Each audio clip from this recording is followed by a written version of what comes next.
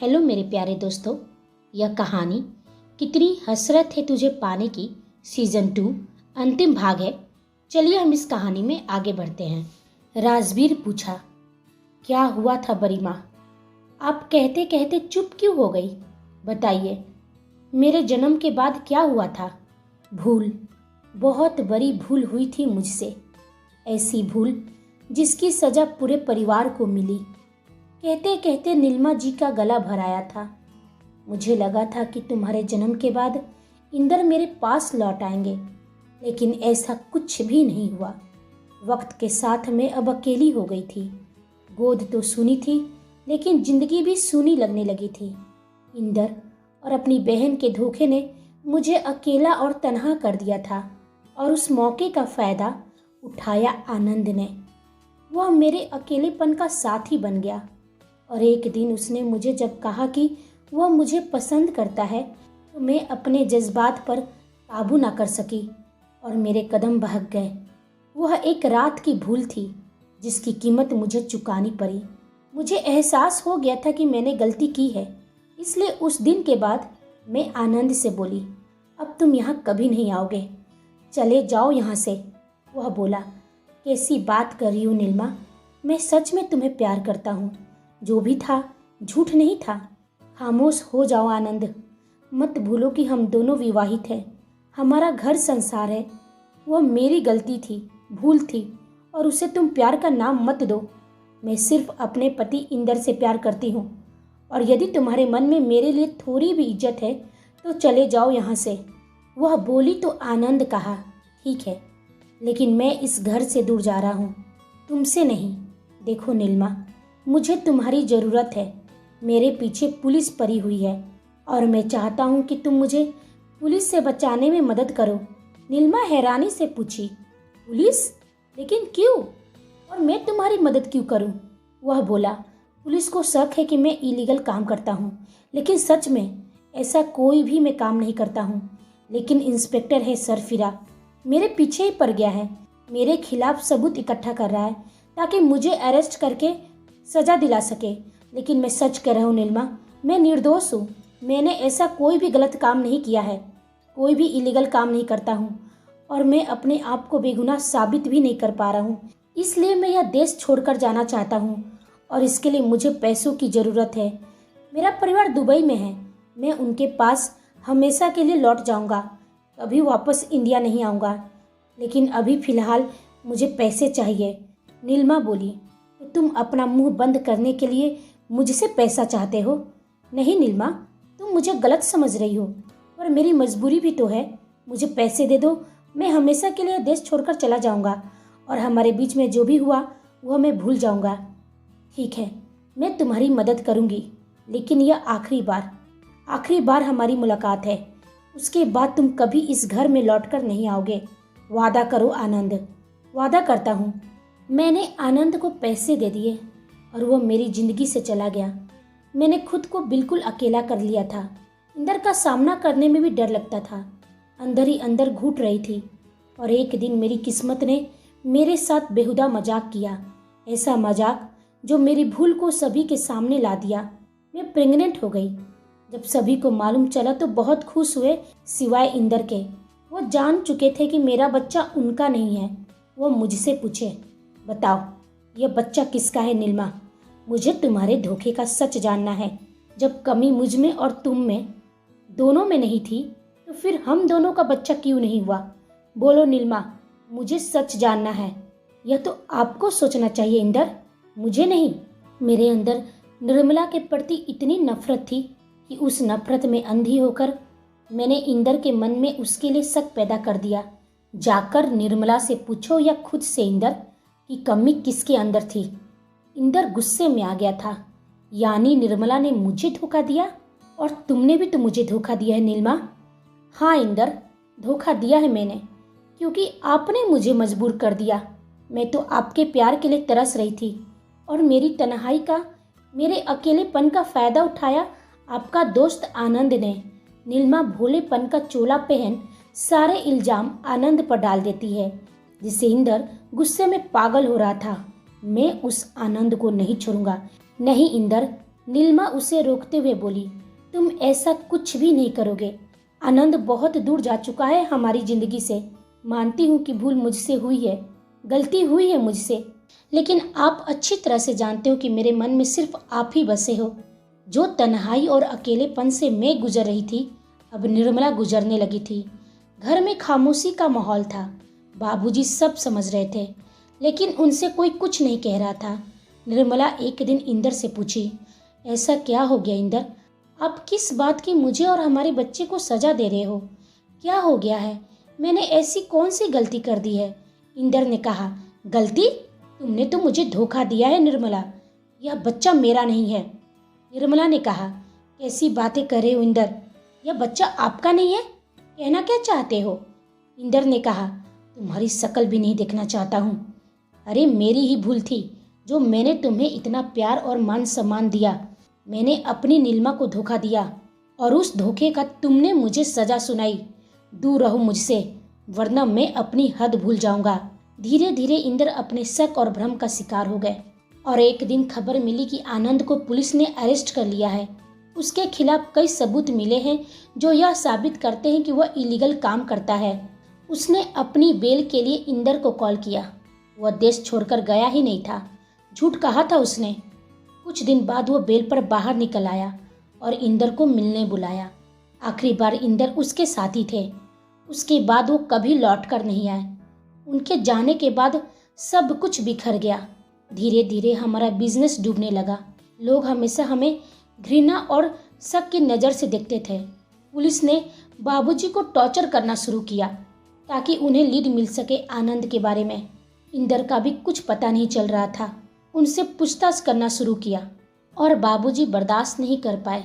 जो भी हुआ उसकी वजह वह निर्मला को मानने लगे थे। उन्हें लगा कि निर्मला के घर में आने से ही उनका बेटा उनसे दूर चला गया, इसलिए वह निर्मला से राजवीर को लेकर मुझे दे दिए ताकि राजवीर का पालन पोषण मैं करूं।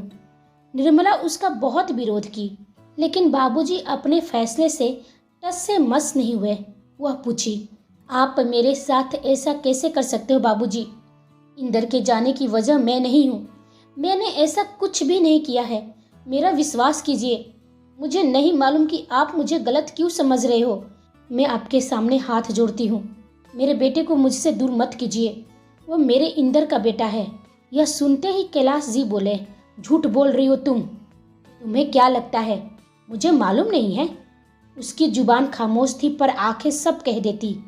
मैंने सब सुन लिया था जब इंदर तुमसे तुम्हारे धोखे का हिसाब मांग रहा था। मैं नहीं चाहता यह बात इन 4 दीवारों के बाहर जाए कि राजवीर सिंघानिया का खून नहीं है और तुम्हारी परछाई भी उस पर नहीं पड़नी चाहिए। दुनिया उसे सिंघानिया का चिराग समझती है और समझती रहेगी। और यदि तुम चाहती हो कि तुम्हारा बच्चा हर सुख से वंचित ना रहे, तो तुम दोनों मुझे वचन दो कि राज कभी बाहर नहीं आएगा। यह सच किसी को मालूम नहीं चलना चाहिए। और हाँ निर्मला, अब तुम यह घर छोड़कर हमेशा के लिए चली जाओ।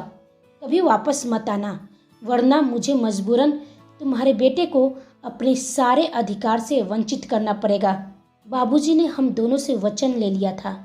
निर्मला मुझसे हद से भी ज़्यादा नफरत करने लगी थी और वह मुझसे बोली, वाह दीदी, क्या खेल खेला है आपने। पाप आपने किया और सजा मुझे मिली। बाबूजी के मन में मेरे प्रति जो भी जहर है वह आपने ही डाला है। अपने पाप को छुपाने के लिए मुझ पर सारे इल्जाम लगा दिए। मैं कभी आपको माफ़ नहीं करूँगी। आज तो मैं जा रही हूँ, पर बाबूजी के मरते ही मैं वापस लौटूंगी। तब मैं आपसे हिसाब मांगूंगी। वह घर छोड़कर चली गई। उसके बाद मैं बाबूजी आगरा छोड़कर भोपाल शिफ्ट हो गए। यहाँ पर हमने सब कुछ शुरू से और नई पहचान के साथ शुरुआत की। अपना अतीत हमने पीछे ही छोड़ दिया, लेकिन मुझे इंदर को भी ढूंढना था और इसके लिए मुझे तुम्हारे बड़े होने का इंतज़ार करना पड़ा। मैं नहीं चाहती थी कि निर्मला घर छोड़कर जाए, लेकिन मैं जानती थी कि यदि बाबूजी को मेरा सच मालूम चल जाता तो निर्मला की जगह मुझे घर छोड़कर जाना पड़ता और मैं अपनी छोटी सी बच्ची को लेकर कहाँ जाती। इसीलिए मैंने बाबूजी के मन में निर्मला के लिए जहर भरना शुरू कर दिया था। राजवीर, मैंने जो भी किया मैं समझती हूँ कि वो माफ़ी के लायक नहीं है, लेकिन मेरी भी मजबूरी थी। मगर यह सच है कि मैंने अपनी बेटी से भी ज़्यादा तुम्हें प्यार दिया, तुम पर अपनी ममता लुटाई। माँ बनकर नहीं, बड़ी माँ बनकर तुम्हें पाला। तुम जब भी अपनी माँ के बारे में सवाल करते तो मैं सच बताने से डरती थी। धीरे धीरे तुम्हारे मन में निर्मला के प्रति नफरत पैदा होने लगी थी और एक दिन बाबूजी के गुजर जाने के बाद निर्मला वापस भी लौटी तुम्हें ले जाने के लिए। लेकिन तुम्हारी आंखों में अपने लिए नफरत देखकर वो तड़प उठी थी। मैं मजबूर थी, वचन से बंधी हुई थी, इसलिए तुम्हें सच नहीं बता सकती थी। सच जानकर घर में एक अजीब सा सन्नाटा छा गया था। सबकी जुबान खामोश और आंखें नम हो गई थी। किसी को कुछ समझ में नहीं आ रहा था कि अब आगे क्या होगा। राजवीर क्या फैसला लेगा? वह नीलिमा जी और अपनी माँ के बीच में किसे चुनेगा? राजवीर ने पूछा। और मिस्टर शाह, उनकी हत्या आपने क्यों करवाई? क्योंकि एक वही थे जो हमारे परिवार के राजदार थे, लेकिन उनके भी मन में लालच आ गई थी। वह बिजनेस में अपना आधा हिस्सा मांग रहे थे, जो मैं उन्हें कैसे दे देती। मैंने मना किया तो वह हमारे खिलाफ जाने की बात करने लगे। यदि राज खुलता तो यह भी खुल जाता कि खुशी इंदर की नहीं, आनंद की बेटी है, जो मुझे मंजूर नहीं था। मेरी इमेज धूल में मिल जाती और तुम और खुशी मुझसे नफरत करने लगते। बहुत मुश्किल से तुमने इस दुनिया में अपनी इमेज बनाई थी। लोग इस इमेज पर सवाल करते, तुम पर उंगली उठाते, और यह मैं कैसे होने दे सकती थी? इसलिए उन्हें मारना ही सही था। यह सुनकर राजवीर अपने कमरे में चला गया। तभी वहाँ वैदेही गई और उसे संभालने लगी। राजवीर उसके गले लगकर फुट फुट कर रोने लगा। वह बोला, मैं पूरी लाइफ अपनी माँ से नफरत करता रहा। यही सोचता रहा कि वो मुझे अपने सपने के लिए छोड़कर चली गई। लेकिन आज सच जानने के बाद मैं आज अपने ही नज़रों में गिर गया हूँ वैदेही। मुझे खुद से नफरत हो रही है। उसने कहा, राजवीर, जो होना था सो हो गया। इसमें किसी का कोई दोष नहीं है। तुम्हें अपनी माँ से बात करनी चाहिए, वो भी तो तुम्हारे लिए इतने सालों से तड़पी है। राजवीर बोला, कैसे जाऊँ मैं उनके सामने? मैं उनका सामना नहीं कर पाऊंगा, लेकिन मुझे मेरे बेटे से कोई शिकायत नहीं है। अंदर आती निर्मला देवी बोली। वैदेही वहाँ से जाना ही ठीक समझी। माँ बेटे का वह पल बहुत भावुक भरा था।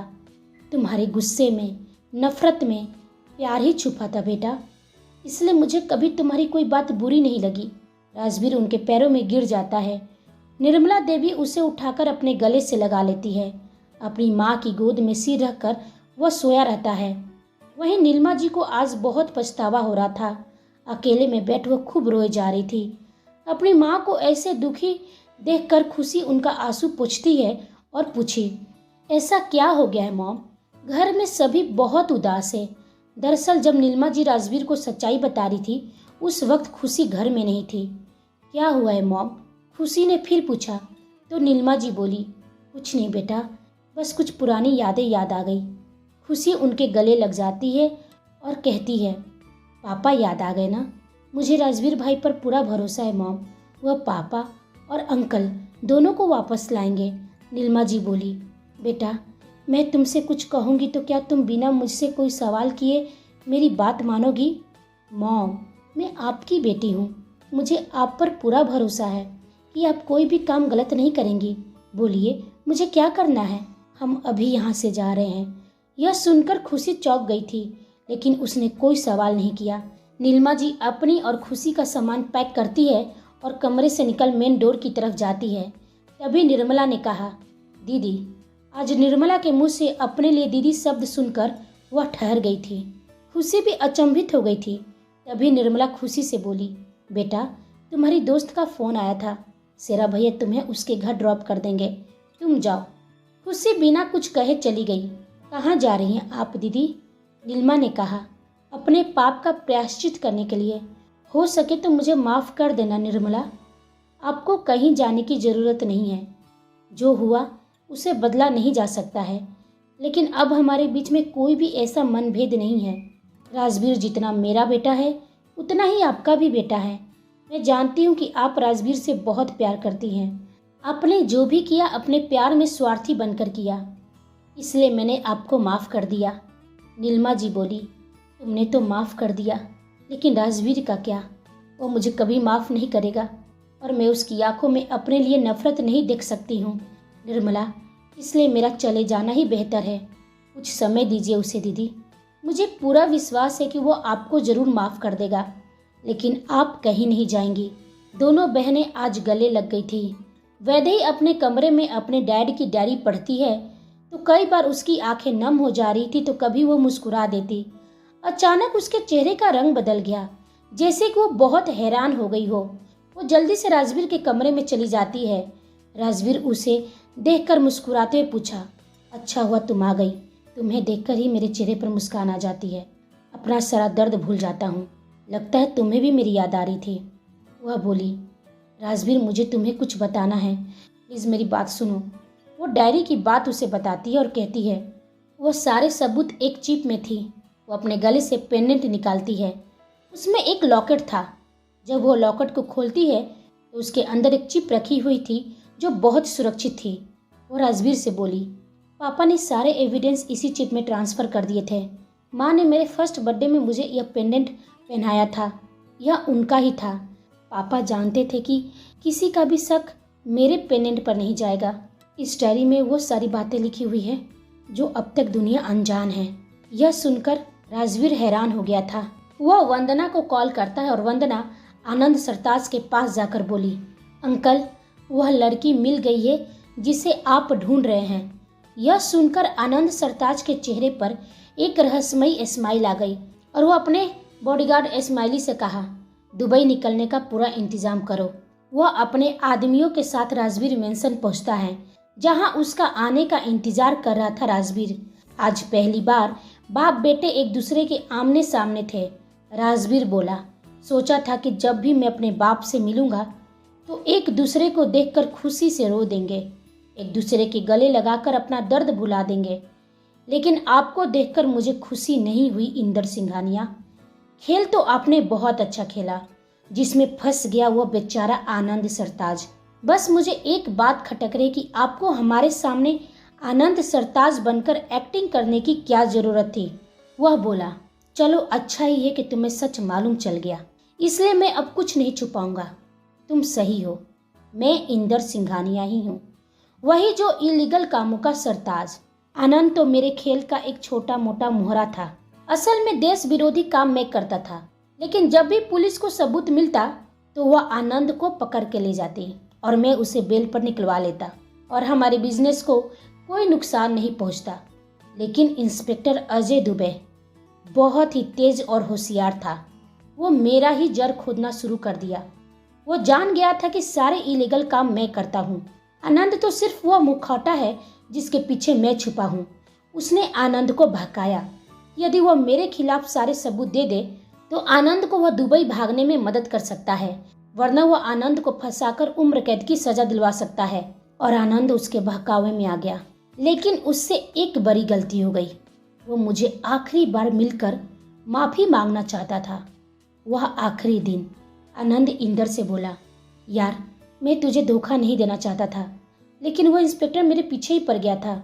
मैं तो कहता हूँ कि सारे गलत काम छोड़कर तू भी मेरे साथ दुबई चल। जब मामला ठंडा हो जाएगा तो हम वापस आ जाएंगे। फिर अंकल का अच्छा बिजनेस है यार, उस बिजनेस को संभालना। पैसों की लालच में हम अपने ही देश के साथ धोखा कर रहे हैं। इंदर कहा, तुम्हारा तो हृदय परिवर्तन हो गया आनंद। तुम्हें किन किन गलतियों के लिए माफ़ करूँगा। तुम तो दोस्त के नाम पर कलंक हो। मेरी पत्नी के साथ ही तूने। आनंद ने कहा, माफ़ कर दे यार, जानता हूँ यार वो भूल था, लेकिन मुझे माफ़ कर दे। अब मैं तुम दोनों की ज़िंदगी से बहुत दूर चला जाऊँगा, कभी वापस नहीं आऊँगा। इंदर ने कहा, मेरे धंधे में तुम जैसे धोखेबाज की कोई जगह नहीं है। तुम्हें अब जिंदा रहने का हक नहीं है। अलविदा दोस्त। वह उसे अपने गन से शूट कर देता है और आनंद की वहीं मौत हो जाती है। मुझे मालूम था कि यदि अजय दुबे ने सारे सबूत मेरे खिलाफ पेश कर दिए तो सभी को मालूम चल जाएगा कि असली देशद्रोही आनंद नहीं मैं था। इसलिए मैंने उसकी लाश को जला दिया ताकि किसी को उसकी असली पहचान मालूम ही ना हो सके। और पुलिस को जब उसकी डेड बॉडी मिली तो पुलिस ये साबित नहीं कर पाई कि वो कौन था। मैंने सोचा यही मौका है आनंद सरताज बनकर इंडिया से भाग निकलने का, लेकिन उससे पहले मेरे लिए अजय दुबे को अपने रास्ते से हटाना जरूरी था।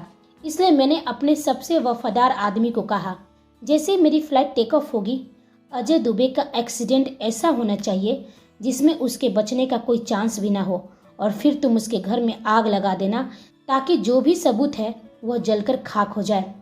फिर क्या, पुलिस कभी साबित ही नहीं कर पाई कि मरने वाला कौन था। ना वह इंदर को ढूंढ पाई और ना ही आनंद को, और केस क्लोज्ड हो गया।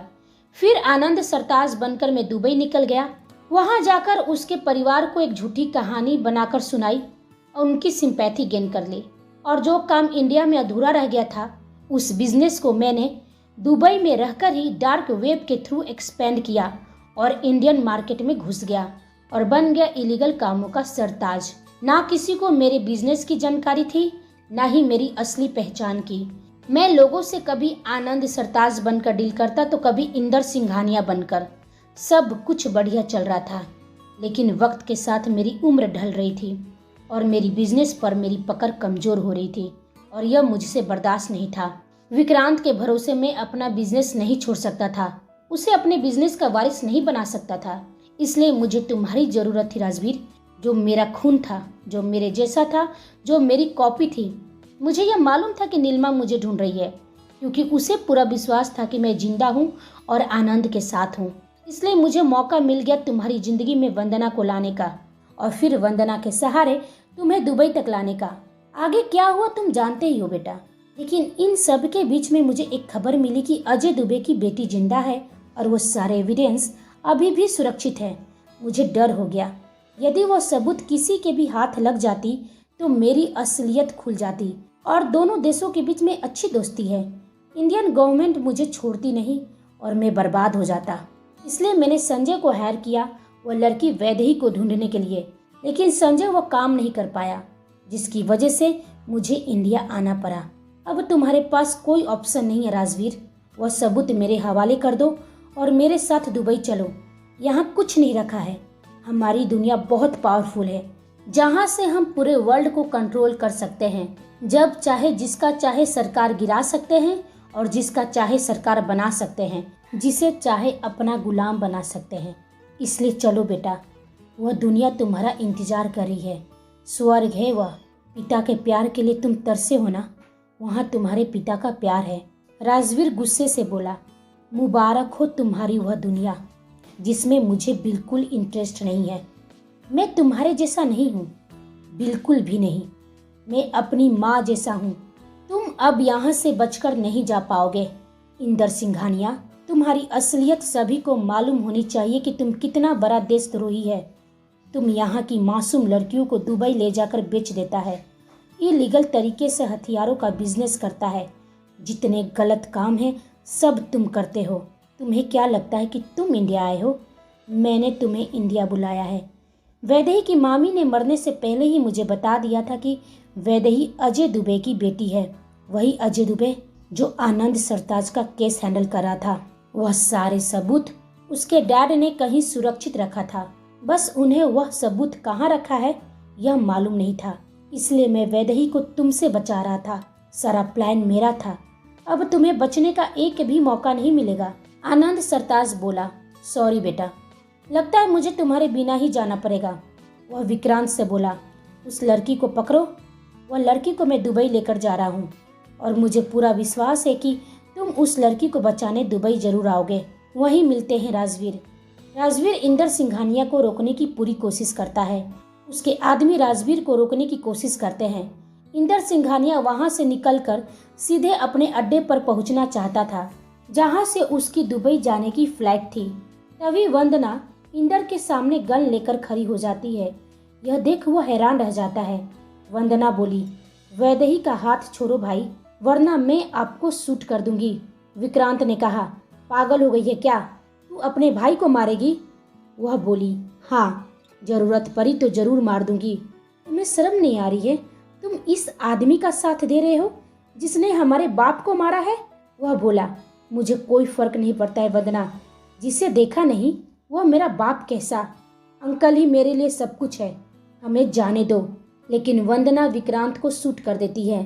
यह देख उसके हाथ से इंदर वह गन छीन लेता है और उस पर ही तान देता है।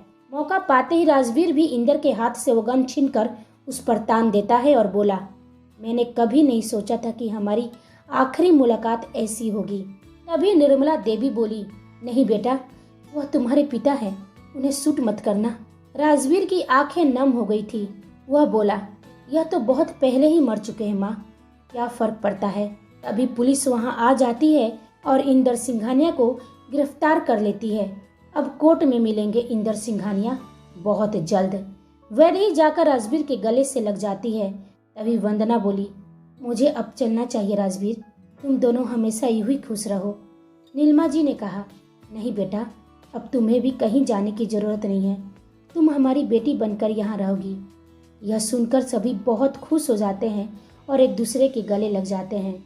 वैदेही और राजवीर का प्यार एक नए सफर के लिए चल पड़ता है, जहाँ उनकी जिंदगी में सिर्फ खुशियाँ ही खुशियाँ रहती है।